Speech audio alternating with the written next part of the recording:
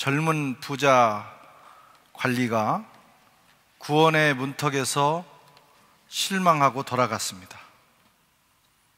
예수님을 만났지만 그는 영생을 경험하지 못하고 돌아갔습니다. 왜일까요? 재물이 많은 거로. 그는 재물이 많은 거로 22절에 되어 있습니다. 재물이 많은 거로 그는 돌아갔습니다. 재물에 대한 집착 때문이었습니다. 재물에 대한 그의 집착이 탐욕이 되었고, 그 탐욕스러운 마음이 괴물처럼 그가 영생으로 가는 길을 가로막고 그 문턱을 넘어서는데 발목을 붙잡았습니다. 이 젊은이가 아주 슬픈 기색을 하면서 돌아간 후에 예수님께서 제자들을 불러 모으시고 아주 중요한 가르침을 주셨습니다. 23절 말씀, 예수께서 둘러보시고 제자들에게 이르시되 재물이 있는 자는 하나님의 나라에 들어가기가 심히 어려우니라. 못 간다는 말씀은 아닙니다. 그러나 재물이 많은 자가 천국 가는 일이 낙타가 바늘구멍으로 들어가는 것만큼 그렇게 어렵다는 거예요. 주님은 왜 이런 말씀을 하셨을까? 재물이 도대체 뭐기에, 물질이 뭐기에 사람이 천국 들어가는 것이, 부자가 천국 들어가는 것이 낙타가 바늘구멍 들어가는 것처럼 어려울까? 첫째는 이 재물은 사람의 마음을 송두리째 빼앗아가는 힘이 있기 때문입니다. 물질이 있는 곳에 내 마음이 있다 그랬어요. 물질이 있는 곳에 마음이 있습니다. 그 사람이 물질을 주로 어디에 쓰느냐에 따라 그 사람의 가치관, 그 사람의 마음이 드러납니다. 물질이 가는 곳에 내 마음이 가고, 내 마음이 가는 곳에 또 물질을 쓰게 되어 있어요. 주님은 단지 물질이 많은 부자를 지칭한 것은 아닙니다. 부자라고 다 천국 못 가면 어떡하겠어요? 다 가난하게 살 수는 없잖아요. 주님이 말씀하신 것은 물질의 마음을 빼앗긴 사람이죠. 부자 중에도 물질에 초연한 사람이 있어요. 오히려 돈을 더 많이 가져봤기 때문에 그것을 쉽게 생각하는 사람도 있습니다. 가난한 자 중에도 물질에 집착한 사람이 있어요. 마음을 온통 빼앗겼습니다. 돈. 그러면서 인생을 살아갑니다. 그 사람이 부자든 가난한 사람이든 물질의 마음을 빼앗긴 사람은 점점 천국으로부터 멀어지게 되는 겁니다. 오늘 이 청년은 영생의 길에서 그 영생을 선택하는 대신에 물질을 선택을 합니다. 내가 가진 것을 다 팔아서 가난한 자들에게 주고 나를 따르라. 이 훌륭한 청년에게 주님은 이런 말씀을 하셨어요. 이 청년이 좋은 점이 많이 있지만 이 청년의 가장 심각한 문제를 주님이 보셨기 때문에 그 마음이 물질에 가 있다 하는 걸 보셨어요. 그 말씀을 들은 그는 슬픈 표정을 하며 발길을 돌렸습니다. 그렇다고 예수 믿는 사람은 가산을 다 팔아서 드린 후에만 제대로 믿을 수 있다, 꼭 그런 말씀은 아니겠죠. 주님은 우리가 예수를 믿고 천국 백성이 되고 영생에 참여하기 위해서는 우리의 마음을 물질에 빼앗기면 안 된다는 거예요. 물질의 노예가 되면 안 된다는 것입니다. 물질이 내 마음을 장악하면 안 된다는 거예요. 천국이 내 마음을 장악하고 하나님의 영생의 능력이 내 마음을 장악해야 된다는 거예요.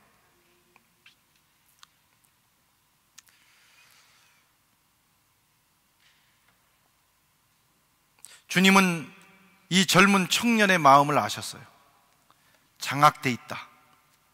주님도 사모하고 영생도 사모하고 뭔가 하나님의 뜻대로 살려고 하는 마음도 있지만, 그러나 더 큰 중력이 그를 끌어당기고 있는 거예요. 그래서 선택의 기로에서는 이 사람은 영생 대신에 물질을 택했습니다. 그렇게 살아가는 사람, 물질에 자기 마음을 빼앗긴 사람은 결국 천국문 앞에서 영생의 문턱을 넘어가지 못하고 돌아서게 돼 있다. 주님은 그걸 말씀하고 계셔요. 두 번째로 주님이 이렇게 하신 말씀은 재물은 사람을 교만하게 만들기 때문입니다. 재물의 마음을 빼앗긴 사람은, 그리고 그 재물을 많이 획득한 사람은 자기도 모르는 사이에 교만해집니다. 에스겔서 28장에 두루왕이 나와요. 이 두루왕은 무역을 잘 했답니다. 그래서 부를 축적한 거예요. 부를 축적하고 난 후에 그의 마음에 변화가 왔는데 교만이라고 하는 것이 들어왔어요. 그래서 그는 교만해져서 말하기를, 이제는 하나님도 필요 없다. 내가 하나님이 돼서 내가 그 높은 자와 한번 비교보겠다. 그런 마음이 들었다는 것입니다. 결국 그는 심판을 받게 됩니다. 마음을 높이고 물질에 자기 마음이 장악돼서 그것 때문에 교만해져서 아나무인, 또 하나님을 무시하는 사람들은 마지막은 준엄한 심판이 임한다. 그게 에스겔서 28장의 말씀. 잘 될 때 마음을 지켜야 합니다. 저와 여러분들이 잘 되기를 바랍니다. 저는 늘 우리 교인들을 위해서 기도하고 있어요. 우리 교인들이 건강하게 살고 또 물질적으로도 풍요로운 삶을 살고, 그러나 잘 될 때, 평안할 때 우리 마음을 지키는 것이 더 중요합니다. 겸손한 마음, 하나님의 은혜를 기억하는 마음, 어려울 때 가졌던 그 마음 가지고 있어야 그 축복이 계속되는 거예요. 어려울 때는 겸손하고 힘들 때는 기도하고 하나님을 의지하다가 부유해지고 여유로워지고 건강해지면, 생활이 안정되면 초심을 버리는 경우가 있어요. 그러면 안 됩니다. 재물은 특별히 우리를 교만하게 만든답니다. 그래서 그 교만한 마음 때문에 구원에 이르지 못하는 거예요. 이 교만은 사탄의 마음입니다. 결국 내리막길을 걷게 됩니다. 설사 이 땅에서는 잘 산다 할지라도 이런 사람은 그 물질 때문에 더 소중한 가치, 예수 그리스도, 영생이라고 하는 것을 선택하지 못하게 되는 것입니다. 이게 재물의 위험성이에요. 재물의 위험성. 어떻게 살아야 합니까? 그럼 어떻게 살아야 합니까? 첫째는 재물에 대한 바른 가치관을 세워야 해요. 어려서부터 우리가 평생 동안 이 물질, 재물과 뗄래야 뗄 수 없는 관계를 맺으며 살아가는데, 이것이 내게 축복이 되도록, 재물이 내게 저주가 되고 심판이 아니라 축복이 되도록 바른 재물에 대한 가치관을 세우고 관계를 맺어야 합니다. 우리는 사실 돈이 없이는 못 살잖아요. 뭐 며칠은 견딜지 모르지만 재물이 없이, 돈이 없이 어떻게 이 세상을 살아갑니까? 그렇다고 해서 재물이 전부는 아니라는 거죠. 그게 필요하고 필수불가결하지만, 그러나 그보다 더 높은 가치도 있다는 거예요. 그래서 그 재물에 대한 가치 기준을 잘 세우고 그것을 따라서 그 원칙을 지키면서 살아갈 때 우리 인생이 복된 인생이 됩니다. 여러분, 물질 세계는, 또 재물은 악한 것은 아닙니다. 왜냐하면 물질도 하나님이 창조하셨기 때문이에요. 재물도 하나님이 우리에게 주시는 선물입니다. 구약 성경에서는 특별히 하나님의 축복이 재물로 나타나요. 장수하고 자녀가 잘 되고, 그리고 하나님이 부유하게 해주신다는 거예요. 그게 구약의 축복입니다. 가나안도 그런 곳 아니에요? 젖과 꿀이 흐르는 땅, 풍요로운 땅입니다. 우리 주님도 육체를 입고 오셨어요. 물질을 입고 오셨어요. 물질, 재물, 이 세상의 것이 악하거나 죄는 아니에요. 오히려 물질이나 재물을 죄악시하고 열등하게 생각하는 사상이 있습니다. 영지주의라고 합니다. 영지주의자들은 이원론주의자들이에요. 영적인 것은 선하고 물질은 악하다. 그래서 물질을 창조하신 구약의 하나님을 열등하다고 봤어요. 그래서 그들은 구약의 하나님을 믿지 않습니다. 그리고 신약의 하나님 예수님을 우월한 하나님으로 믿어요. 요한복음, 영적인 해석이 들어있는 요한복음을 더 소중하게 여깁니다. 이게 영지주의자들입니다. 그런데 그 예수님이 육체를 입고 오신 거예요. 그것을 받아들일 수 없는 거예요. 그래서 그들은 육체를 입은 것이 아니라 육체를 입은 것처럼 보였다. 가현설. 그럼 십자가에 어떻게 예수님 돌아가셨느냐? 돌아가신 것처럼 보였다. 아니, 실제 돌아가셨잖아요. 아, 제자가 대신 죽었는데 우리가 그렇게 사람들이 믿고 있는 것이다. 이런 허무맹랑한 얘기들을 합니다. 이 영지주의, 물질을 악하고 열등한 것으로 생각하는 이 영지주의가 교회에 들어왔고, 그리스도의 육체로 오신 것을 부인하고 이단 사상이 됐습니다. 그것이 오늘날까지도 그 사상이 흐르고 있어요. 그래서 이 세상의 일들, 물질, 재물을 악한 것으로 보는 경향이 있어요. 신앙생활하면 그런 거 다 접고 세상 생활도 하지 말고 그저 교회에 모여서 기도나 하고 그런 일만 하라고 강조하는 극단적인 것도 나타나는 것입니다. 그러나 여러분, 물질과 재물은 악한 것은 아닙니다. 그렇다고 그 자체가 선한 것도 아니에요. 누가, 어떤 생각을 가진 사람이 어떻게 사용하느냐가 중요합니다.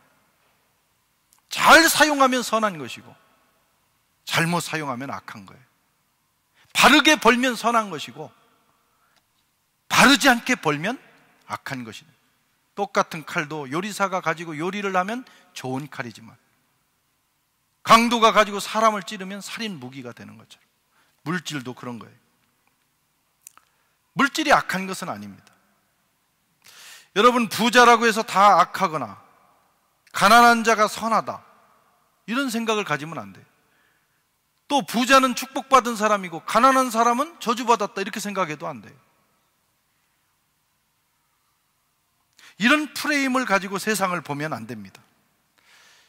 그런데 과거에는 사람들 생각 속에, 아, 부자들은, 야, 저 사람은 얼마나 훌륭해서 저렇게 놀라운 축복을 받았는가, 이렇게 생각했어요. 그래서 부러움의 대상이 됐어요.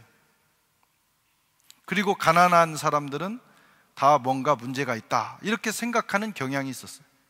그것도 잘못된 겁니다.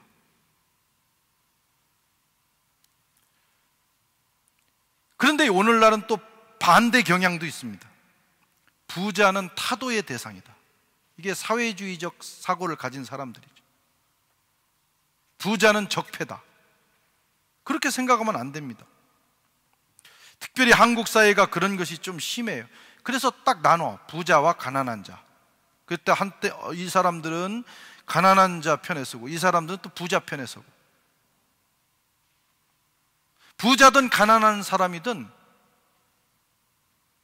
그 사람이 물질에 대한 어떤 생각을 가지고 살아가느냐가 더 중요한 것이죠. 이분법적인 프레임을 나누는 것은 그것 자체가 더 악한 것입니다. 중요한 것은 돈이 많은 부자든 가난한 사람이든 마음에 탐욕이 있어서 마음의 물질의 마음을 빼앗기는 것이 더 문제예요. 자기가 가진 것을 가지고 가난한 사람은 가난한 대로 감사하고 만족하며 살면 되는 거예요. 부자는 받은 축복을 가지고 이웃에게 나누면서 역할을 하면서 살면 되는 것입니다. 어쨌든 가치관, 부에 대한 아주 건강한 가치관을 세우는 것이 대단히 중요합니다. 두 번째는 열심히 일해서 재물을 모아야 됩니다. 열심히 일해서. 다른 사람의 신세를 지고 살지 않을 만큼은 살아야 돼. 최소한 자기 먹을 것은 자기가 벌어야 돼. 그것이 건강한 시민입니다. 우리가 현대 사회는 이 국가가 사람이 태어나면 교육을 시켜주잖아요. 의무 교육. 그래서 요즘 보통 고등학교까지 공부를 시킵니다. 고등학교까지 하는 공부가 뭡니까? 그렇게 공부해서 훌륭한 사람, 위인이 되고 뭐 그런 것도 있지만, 모든 사람에게 기대하는 것은 자신의 삶을 스스로 책임질 수 있는, 그것도 경제적인 문제까지 포함해서 자신의 삶을 다른 사람 신세지지 않고 피해를 주지 않고 스스로 책임질 수 있는 능력을 갖추게 해주는 거예요. 그게 교육입니다. 그래서 우리는, 특별히 그리스도인들은 게으르면 안 돼요. 열심히 일해야 합니다. 낭비해도 안 됩니다. 알뜰하게 살아서 자기 삶도 책임지고 또 그 모은 재물로 하나님과 이웃을 위하여 나누는 삶을 살아야 돼요. 그렇게 사는 것이 중요합니다. 오히려 게으르고 낭비하는 것은 질병이고 죄악인 것입니다. 이런 사람들은 자신의 삶도 유지하지 못하고 다른 사람의 짐이 돼. 그래서 어떤 사람은 나타나면 늘 부담스러워. 돈 꿔달라고 그러고 와서 빈대 붙으려고 그러고 자꾸 그런 사람이 되면 안 돼. 그리스도인은 어디 누구를 만나도 도와주고 내가 밥값도 내고 내가 누군가에게 기여하고 그런 사람이 최소한 되어야 되는. 데살로니가 교회에도 그런 사람들이 있었대. 데살로니가후서 3장 11절 이하에 우리가 들은즉 너희 가운데 게으르게 행하여 도무지 일하지 아니하고 일만 만드는 자들이 있다 하니 이런 자들에게 우리가 명하고 주 예수 그리스도 안에서 권면하기를 조용히 일하여 자기 양식을 먹으라. 또 다른 말씀에는 일하기 싫거든 먹지도 말라. 그렇게 말씀하셨어요. 그리스도인들은 날마다 기도만 하면 안 됩니다. 기도도 해야 되지만 자기 삶의 현장에서 열심히 살아야 돼요. 우리 개신교인들은 직업을 하나님이 주신 사명이라고 생각합니다. 목사와 선교사는 교회가 일터예요. 선교 현장이 일터예요. 여기서 죽도록 충성해야 합니다. 그런데 성도들은 여기는 와서 잠시 봉사하고 주일날 은혜 받고 성경 공부하고 힘을 얻고 돌아가는 것이고, 여러분들이 승부를 걸어야 되는 곳은 내 삶의 현장입니다. 학생들은 열심히 공부해야 돼요. 유학 와서 지금 중고등학교, 대학 이 시절에 어영부영 시간을 보내면 안 돼. 그건 죄입니다. 크리스찬으로서 하나님 앞에 죄예요. 열심히 살아야 돼. 그래서 나중에 자기가 한 공부를 통해서 경제적 소득도 얻고 자기 생활을 책임지고 또 다른 사람들을 도와줄 수 있는 경제일 가야 됩니다. 지경에 가야 됩니다. 사업가는 사업을 잘해야 됩니다. 그래서 이윤을 남겨야 돼요. 직장인은 직장에서 자기 능력을 발휘해야 됩니다. 직장 생활에 최선을 다해야 돼요. 그래서 크리스찬은 회사 출근해가지고 성경 보면 안 돼요. 회사 출근해서 일해야 될 시간에 일을 해서 하나님의 영광을 드러내요. 거기서 성경 보지 말고 출근하다가 보고 집에서 보고, 기도도 언제 해요? 새벽 시간에 하고, 또 잠시 쉬는 시간에 그 짬을 이용해서 해야 되는데 직장에 기여를 해야 돼요. 그래서 저 사람은 도대체 뭐 하는 사람이길래 이렇게 일을 잘해? 이 사람이 가는 곳마다 회사가 유익하고 실적이 오르고, 어떤 사람이 저 사람 교회 다니는 사람이래, 예수 믿는 사람이래, 그러면 하나님이 영광을 받으시는 거예요. 아멘. 네. 성도가 일터에서 하는 일들이 하나님이 주신 성직이다. 이게 직업 소명입니다. 우리 특별히 개신교회는 직업에 대한 개념이 그렇습니다. 우리 삶의 현장에서 우리가 하는 모든 일들이 하나님이 주신 거룩한 성직이다. 거기서 하나님의 능력을 힘입어 최선을 다하고 좋은 성과를 내야 하나님이 영광을 받으시게 되는 것입니다. 그 다음에 이렇게 해서 알뜰하게 살다 보면 재물이 모아지게 돼 있어요. 그 다음에 중요한 것은 잘 사용해야 되겠죠. 잘 사용해야 합니다. 재물을 모으는 것도 중요하지만 어떻게 사용하느냐에 따라 그 사람의 가치가 달라집니다. 어떤 사람이 50억을 모았어요.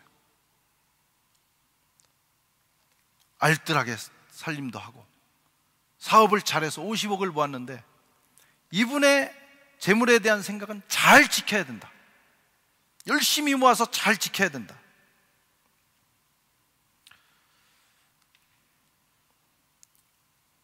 그러다 보니 사람을 믿을 수가 없었어요. 이걸 잘 지켜야 되는데, 쓰려고 생각하면 못 믿을 사람이 없는데 지켜야 된다는 생각을 하니까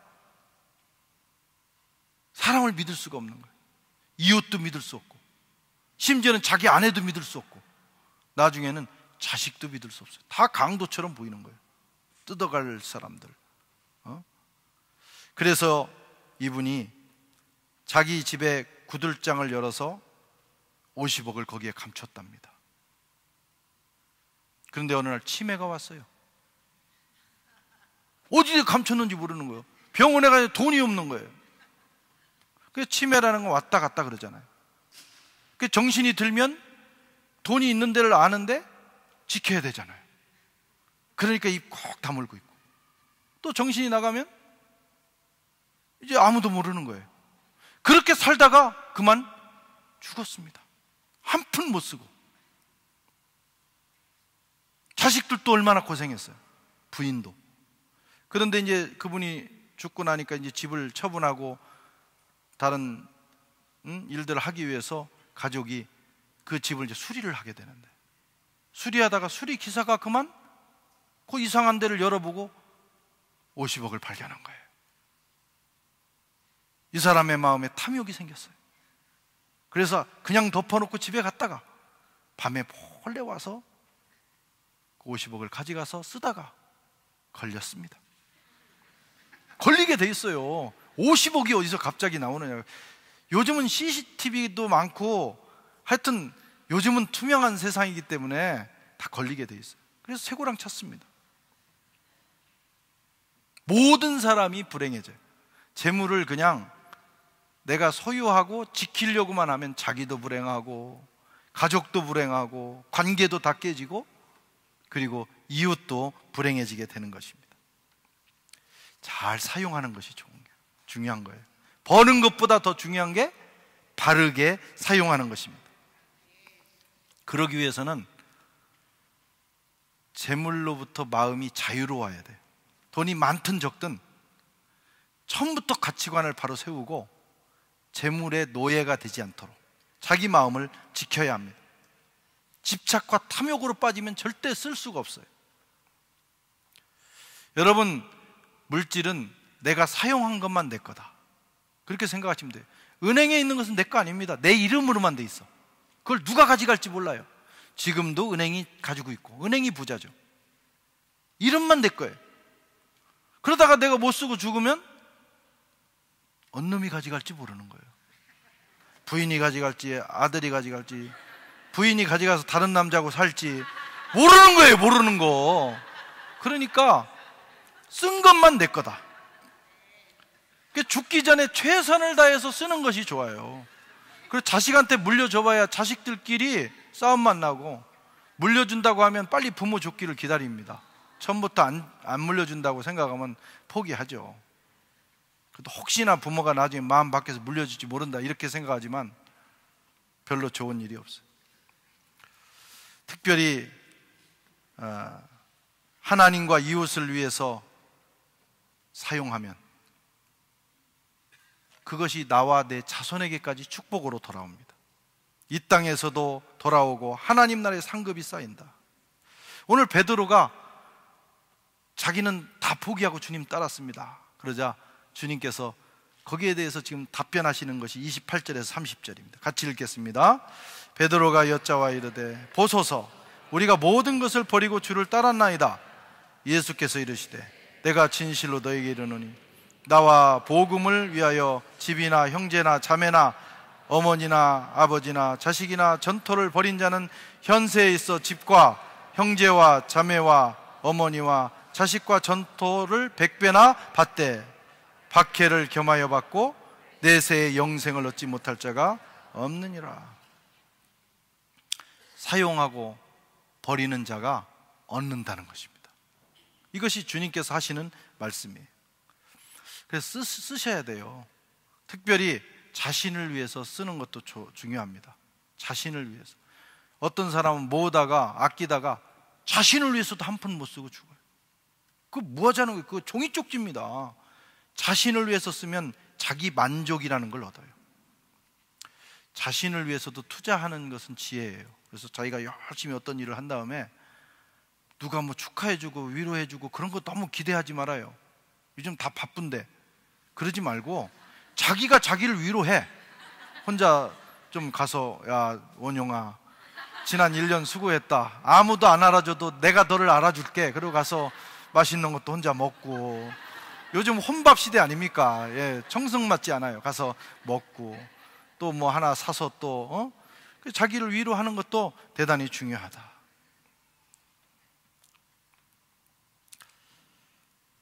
몇 주 전에 제가 어떤 분을 만났는데 이분이 딱 보니까 이 남자분인데 명품 백을 들고 있는 거예요. 백이 아니고 가방. 남자들은 별로 사치할 게 없잖아요. 근데 남자들의 사치는 안경, 넥타이, 혁띠, 그리고 시계가 있구나. 또 뭐 구두. 참 남자들은 별로 할 게 없어요. 그런데 많은 건가? 예. 그래 많아요. 예. 근데 이분이 이렇게 백을 이렇게 그 가방을 성경 가방을 들었는데 보니까 명품이에요. 나도 보는 눈은 있잖아요. 그래가지고 보니까 위그보스라고 하는 그거 꽤 나갈 것 같더라고요. 그래서 물었어요. 딸이 사주셨습니까? 이제 딸이 시집도 가고 그러니까 딸이 사주셨습니까? 그랬더니 딸이 사준 건 아닌 것 같아요. 아닙니다. 나도 이제 나이가 들면서 나를 위해서 투자해야 되겠다는 생각을 하게 됐어요. 그래서 제가 잘하셨습니다. 이렇게 뭐 잘했다고 해야지 어떻게 하겠어요? 잘했다고. 예. 그렇게 하고 이제 대화를 나눴는데 자기를 위해서도 그 사치가 되면 안 되지만 좀 쓸 줄 아는 것도 중요해요. 더 중요한 것은 더 좋은 일은 이웃과 하나님 나라와 선교를 위해서 쓰면 더 가치 있는 일이 됩니다. 그것은 자기를 위해서 쓰는 것은 자기 만족으로 돌아오지만 하나님 나라와 이웃을 위해 사용하는 것은 하나님께서 100배의 축복으로 돌려주시겠다는 거예요. 그것이 오늘 주님의 말씀입니다. 사랑하는 여러분, 여러분들의 물질에 대한 가치관은 무엇입니까? 세우고 사시는 겁니까? 물질과 나와의 관계, 상관관계를 정리하셔야 돼요. 열심히 일하고 열심히 공부하고 알뜰하게 살아서 아끼고 또 모아야 됩니다. 그리고 그것을 가치 있는 일에 아름답게 사용해야 됩니다. 그렇게 함으로 우리 인생도 아름답게 되는 것입니다. 재물에 대한 우리의 생각과 그것을 사용하는 방식이 우리 인생과 미래를 결정합니다. 오늘 주님께서 그것을 제자들에게 말씀하고 계십니다. 기도하겠습니다. 이 시간 기도하실 때 오늘 말씀을 기억하면서 나는 물질에 대한, 재물에 대한 어떤 생각을 가지고 있는지, 나는 내게 주어진 삶을 부지런히 최선을 다해 살고 있는지, 또 내가 가진 것을 이웃과 기꺼이 나누는지, 또 주님이 하시는 말씀이 무엇인지 1, 2분간 묵상하도록 하겠습니다.